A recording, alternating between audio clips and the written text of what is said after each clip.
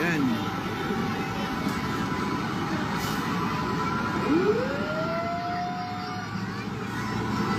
Malalayan po natin. Kanina po nag-worship, di ko alam after habang nag-worship ako, merong ano po, meron palang sunog na. Yan.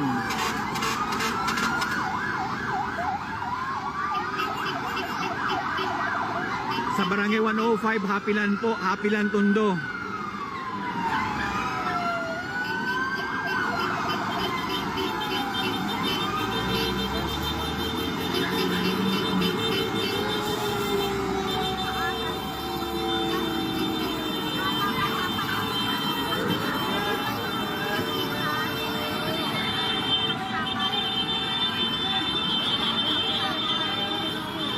Include po natin sa prayer na po lang yung sunog. Ang laki po ng sunog, halos buong building.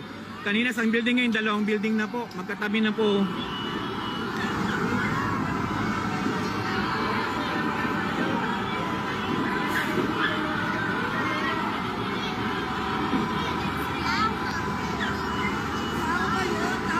Opo nanay, tao po nay. Tao po. Yan po, mag-isa siya nakatayo.